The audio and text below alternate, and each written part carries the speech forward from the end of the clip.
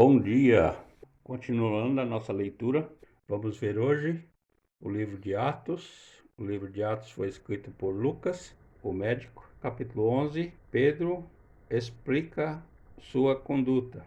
Versículo 1 até o versículo 18. Versículo 1. E ouviram os apóstolos e os irmãos que estavam na Judéia, que também os gentios tinham recebido a palavra de Deus. Versículo 2. E subindo Pedro a Jerusalém, disputavam com ele os que eram da circuncisão. Versículo 3. Dizendo: Entraste em casa de homem incircuncisos e comeste com eles. Versículo 4. Mas Pedro começou a fazer-lhes uma exposição por ordem, dizendo: Versículo 5. E estando eu orando na cidade de Jope, tive num arrebatamento dos sentidos uma visão. Via um vaso como um grande lençol atado pelas quatro pontas, que descia do céu e vinha até junto de mim. Versículo 6. E pondo nele os olhos, considerei e vi animais da terra, quadrúpedes e feras e répteis e aves do céu. Versículo 7. Eu ouvi uma voz que me dizia: Levanta-te, Pedro, mata e come. Versículo 8. Mas eu disse: de maneira nenhuma, Senhor, pois nunca em minha boca entrou coisa alguma comum ou imunda. Versículo 9. Mas a voz respondeu-me do céu, segunda vez: Não chames tu comum ao que Deus purificou. Versículo 10. E sucedeu isto por 3 vezes, e tudo tornou a recolher-se ao céu. Versículo 11. E eis que na mesma hora pararam junto da casa em que eu estava 3 homens que me foram enviados de Cesareia. Versículo 12. E disse-me o Espírito que fosse com eles, nada duvidando, e também estes 6 irmãos foram comigo e entraram em casa daquele homem. Versículo 13. E contou-nos como vira em pé um anjo em sua casa. Ele dissera: Envia homem a Jope e manda chamar a Simão, que tem por sobrenome Pedro. Versículo 14. O qual te dirá palavras com que te salves tu e toda a tua casa. Versículo 15. E quando comecei a falar, caiu sobre eles o Espírito Santo, como também sobre nós ao princípio. Versículo 16. E lembrei-me do dito do Senhor, quando disse: João certamente batizou com água, mas vós sereis batizados com o Espírito Santo. Versículo 17. Portanto, se Deus lhes deu o mesmo dom que a nós, quando havemos crido no Senhor Jesus Cristo, quem era então eu para que pudesse resistir a Deus?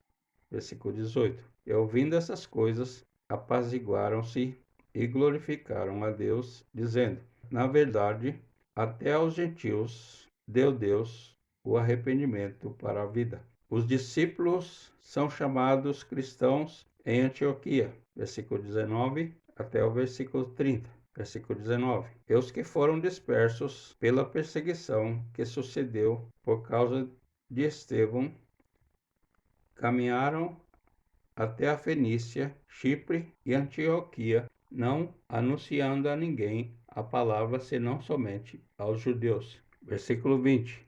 E havia entre eles alguns homens, cíprios e cirenenses, os quais, entrando em Antioquia, falaram aos gregos anunciando o Senhor Jesus. Versículo 21. E a mão do Senhor era com eles, e grande número creu e se converteu ao Senhor.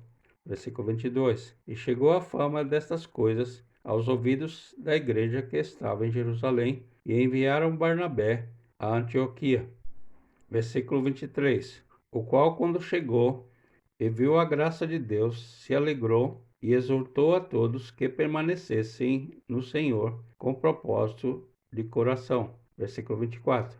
Porque era homem de bem e cheio do Espírito Santo e de fé, e muita gente se uniu ao Senhor. Versículo 25. E partiu Barnabé para Tarso a buscar Saulo, e achando-o, o conduziu para Antioquia. Versículo 26. E sucedeu que todo um ano se reuniram naquela igreja e ensinaram muita gente, e em Antioquia foram os discípulos pela primeira vez chamados cristãos. Uma fome predita por Agabo, versículo 27 até o versículo 30. Versículo 27. E naqueles dias desceram profetas de Jerusalém para Antioquia, versículo 28.